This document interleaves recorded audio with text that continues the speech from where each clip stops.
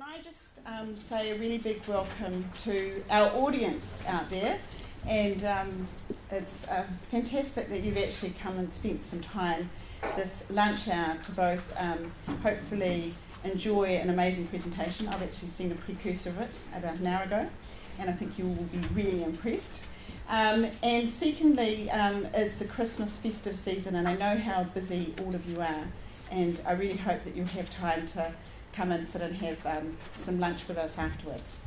I don't want to talk very long because this is all about youth, and I'm clearly not fitting that category anymore, even though I try. But what I really did want to just say is that this is the third event of three. So there's people in the audience that were at Strategy NZ, and we've actually got one of the participants from Strategy NZ, if you'd like to put up your hand. Just know, and that was held in March 2011, and that was Paul Callaghan sort of led that event, and we had an extraordinary lot of output from that. But one of the key outcomes was the themes that drove that, and that was about youth wanting a voice in New Zealand. And so what we've done is we've done an event called Empower NZ, which was around New Zealand's constitution, which we had over 50 participants, and they all went through that at the end of August. And then, and that was really fantastic, and there's publications somewhere over there, you can find. And then we actually had the opportunity of this long-term fiscal statement to get a youth statement out about this really important long-term, I suppose, really that long-term thinking, and actually the opportunity to have a statement to actually then throw youth in front has acted as a really great catalyst for this deep discussion that the students have had. The opportunity to have the conference, which meant, dare I say, I didn't need to think about speakers. The conference provided the input, which was an enormously big opportunity in itself, to then put a workshop for youth after that, and then have the opportunity to work with Victoria University and Treasury, was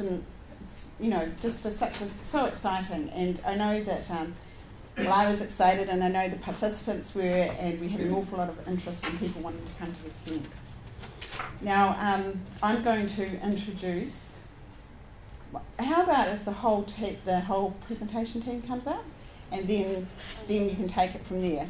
Yeah, and you can just stand behind here, and then at least everyone can see who's behind it. So, Jason, are you ready? Cool. So I'm going to be sitting back and enjoying this, so thank you very much for sharing it with me.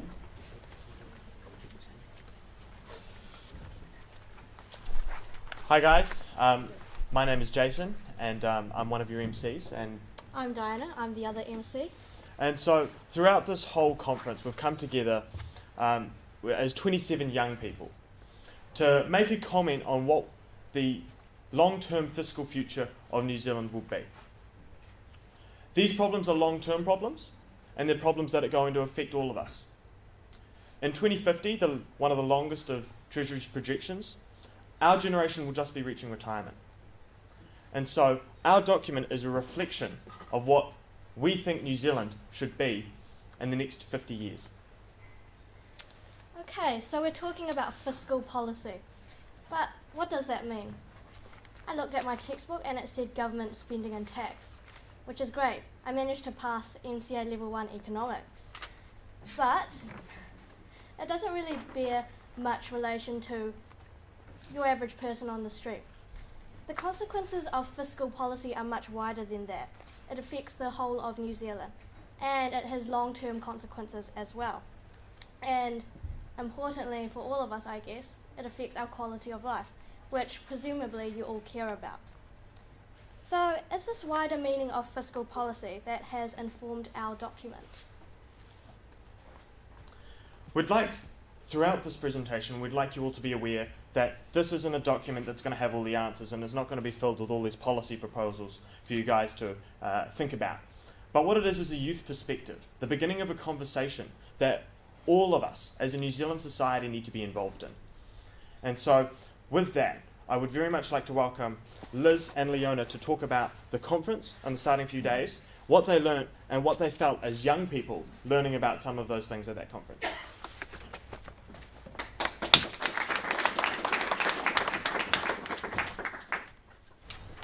Good afternoon, everyone.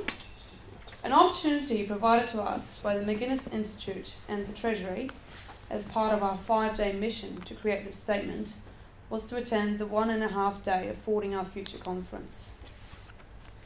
From this, we took into account the many issues and suggested solutions put forward by the experienced speakers. We also took part in questioning, coming away with our own opinions and views on the matter. Overall, I thought that the conference, although only available to a select few, had a good lineup of speakers and a wide range of knowledge presented. From a young person's perspective, especially for those of us like myself, and I know of a few others who have only just left high school, I felt it was a good introduction to the New Zealand's fiscal situation. Although the content was starting to reveal an overwhelming reality that us young people are facing an increasingly complicated and hard future ahead of us, it's us that need to be aware of the issues, and we need to band together with the many ages involved. And we need to think of the possible solutions to get through this. The conference also gave us a rare opportunity to interact with eminent members in the field of fiscal planning. In between sessions, we were able to gain insight in particular questions that we had, and we received a lot of support for the project that we were undertaking. It was awesome to hear how interested they were in hearing our point of view. A lot of us were struck by how some issues such as climate change and housing affordability, which are very important to youth, were not a huge focus for the next 40 years.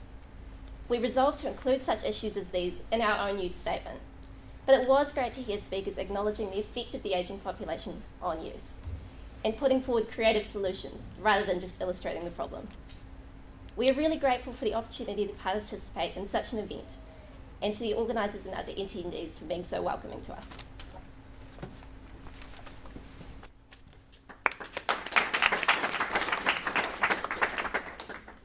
Thank you, Leona and Liz. We will now have Eli and Susie talking about workshops and actually compiling the document.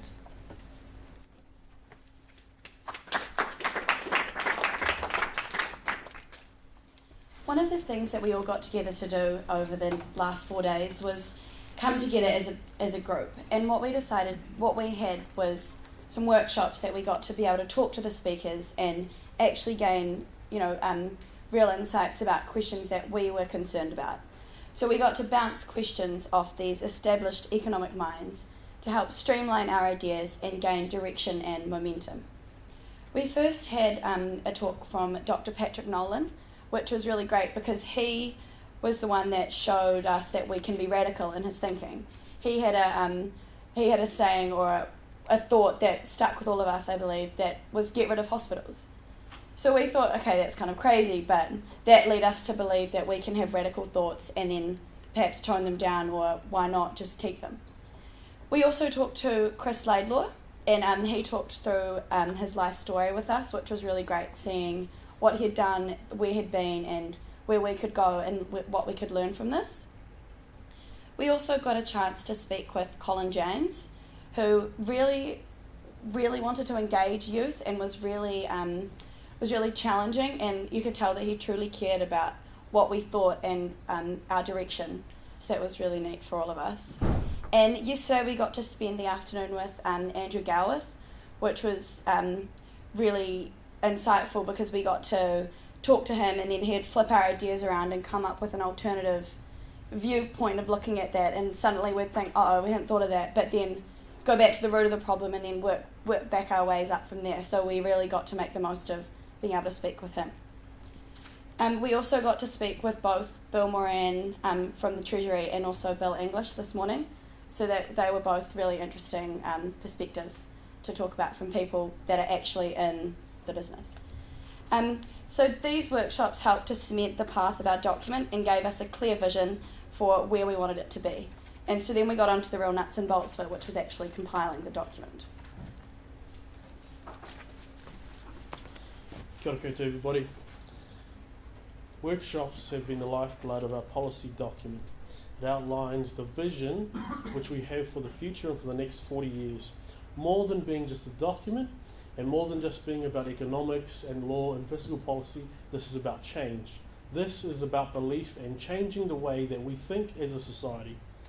The document was incorporated through discussion, debate, working together in a collaborative process, and trying to distill our thoughts and ideas into a manner that describes best the people of New Zealand. The discussion and the workshops have led to a document with a number of policy options and considerations. It is a document of solution rather than a document full of just analytical problems. We have implemented our own ideas and have learned many things from other leaders in our community. The bottom line is that all of us will be affected by policy. We stand before you as the youth of New Zealand. We represent male and female, both Māori and European, and we have done our best to give it everything we have.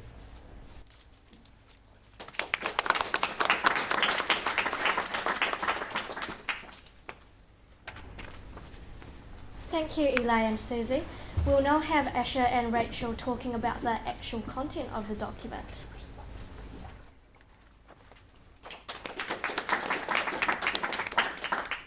Okay, so unlike most policies, we had the opportunity to create something that was different, that was for the youth, and something a little bit more unique. So Julia actually came up with the idea of having a fiscal tool. And in this instance, we've illustrated this with a fiscal army knife. And along here, I'm just going to go through the different tools that we've put on here.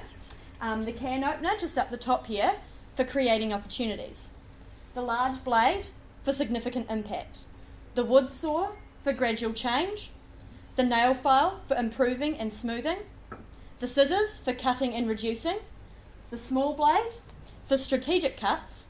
The cap lifter, for encouraging and supporting. The chisel, for adapting and changing. The hook, for raising. And the corkscrew, for introducing. There was also this reamer, which I don't know whether you know what it is, but I didn't. And the purpose of the reamer being in there was suggesting that the future was uncertain, that who knows what tools that we will need and who knows what they will be used for.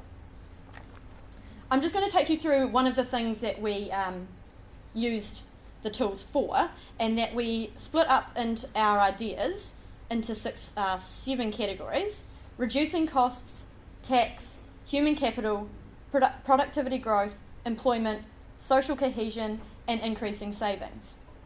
In terms of reducing costs, superannuation was a key thing that came out in the conference. So we would use the corkscrew for introducing means testing, the hook for raising the age of eligibility, the scissors and the small blade to reduce the amount of entitlement. That was just some of the things that we'd put together with using the concept of the tool.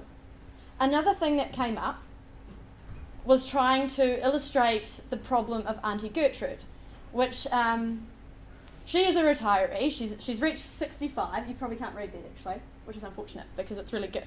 But yeah, so she has reached 65 and she's eligible for a pension, which is awesome, or a New Zealand super. So the government has recently faced the problem with longevity and increased life expectancy. So in this scenario, normally Auntie Gertrude would get her pension at 65 and be happily on her way in her 83rd year. But, good for her, she's going to live another 7 years, which is awesome for Auntie Gertrude and her family. But unfortunately for us, we are going to have to fund her extra good times in life.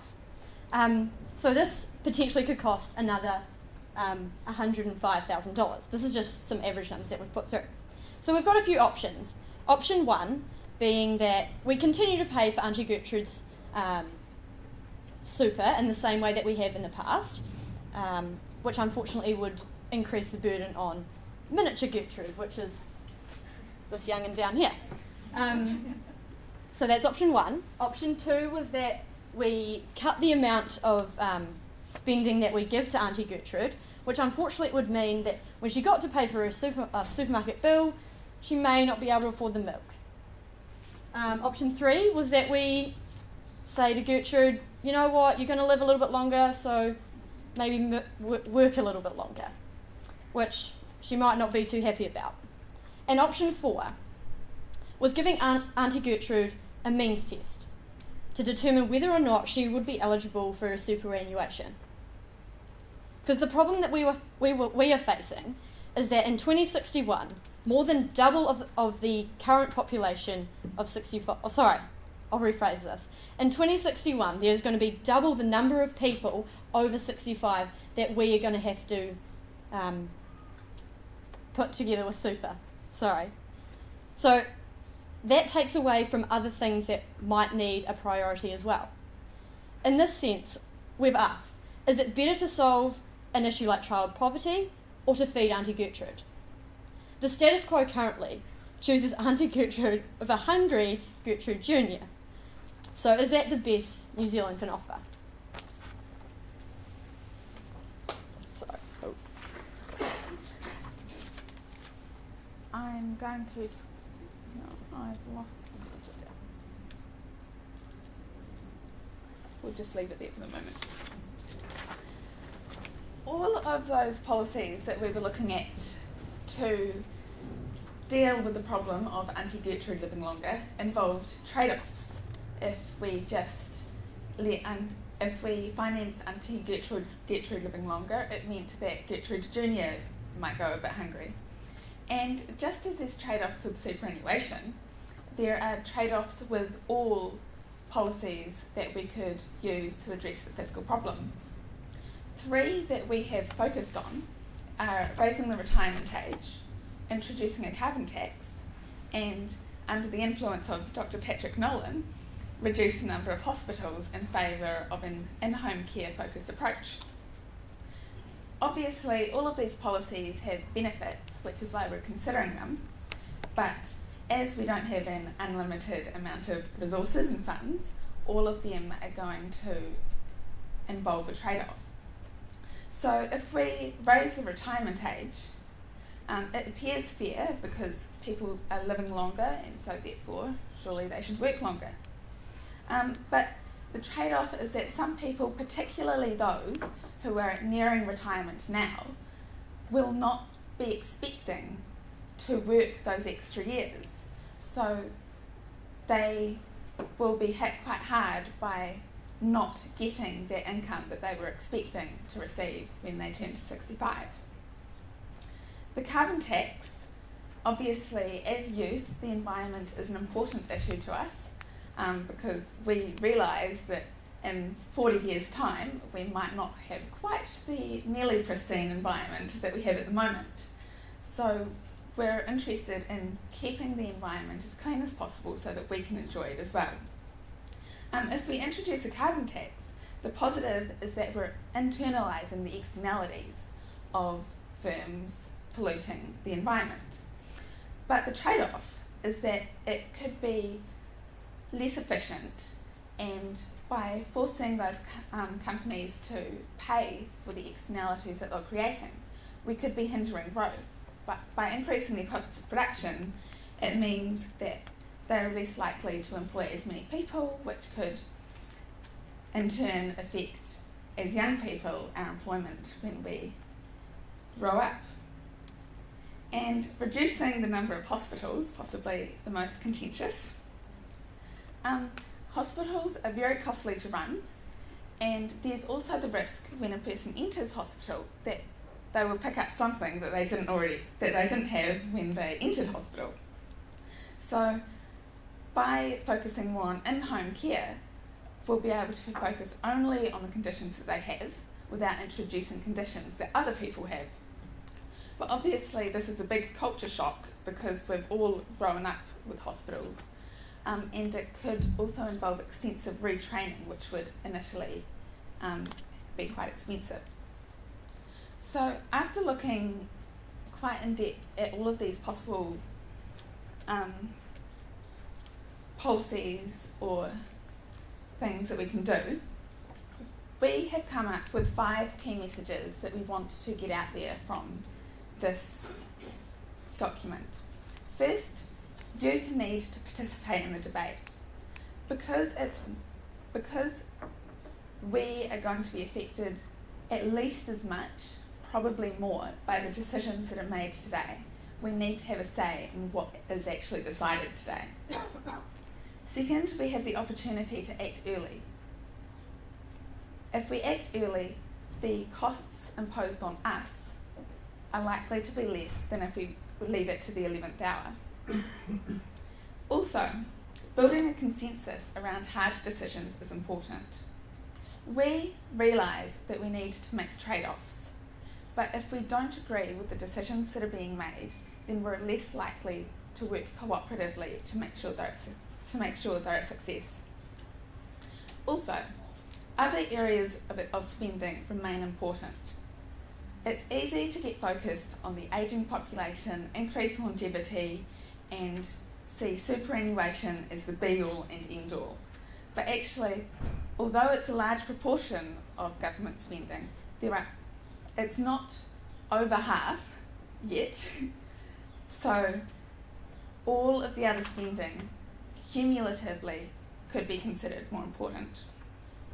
Finally, there is no silver bullet. We aren't going to have one policy that will solve all of our problems, but we do have solutions and other choices, and perhaps by using a combination of these, we can create our silver bullet.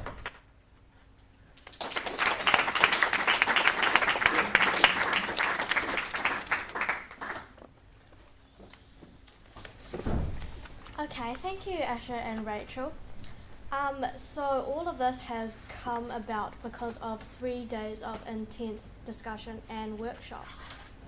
And I think we've done pretty good for 3 days. I want to stress, however, that these aren't ironclad recommendations as such. That's not the purpose of our document. We're offering a youth perspective, and we're not going to say that this document is perfect. It's not. One of our other main goals was to engage youth, and I think we've done that. More so than, say, those campaigns in tech speak where it's like, what you up to? Want to talk about fiscal policy or whatever? Yeah. So this is the spark for starting the conversation, and this here was our journey, so you understand how we've come to what we have.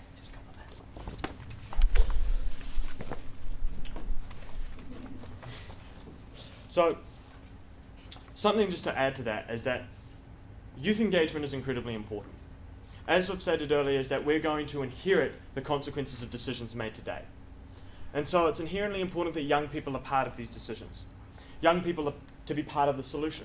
To young people to actively engage in the decision-making process. And that's the purpose of this youth long-term fiscal plan. Young people do care.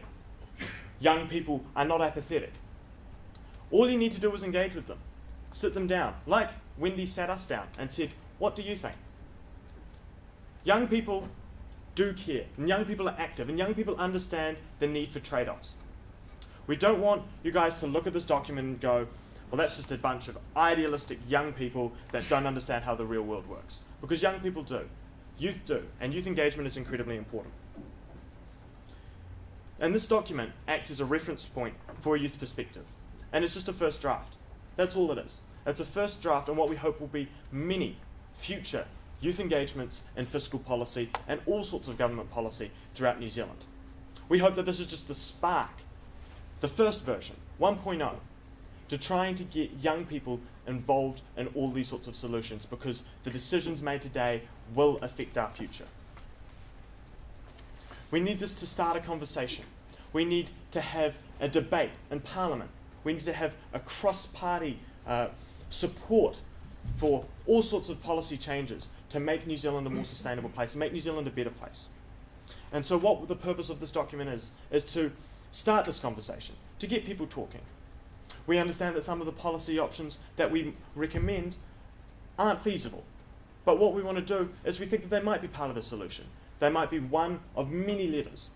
And so what we want to do with this document is that to get these policy proposals on the table, to get people talking about them, that's all we want. Because when we start to talk about things, we start to get solutions. Rather than brushing things under the rug to be dealt with in 30 years and some sort of crisis situation. New Zealand's in a unique position right now. and that we're not responding to some sort of fiscal crisis like many other countries are. We're in a unique position to make proactive change rather than reactive change. And so the purpose of this document is to try and get this conversation started. Yeah, that's pretty much it. So, a great statesman once said that prudence lies in weighing the disadvantages to each alternative and taking the least bad as good. And so that's something that really resonated with me, and that we have an aging population, and yes, there are a lot of bad outcomes. But we all need to work together, young and old, to try and find an outcome that is most equitable, that is fair, and that allows all generations to have a fair go.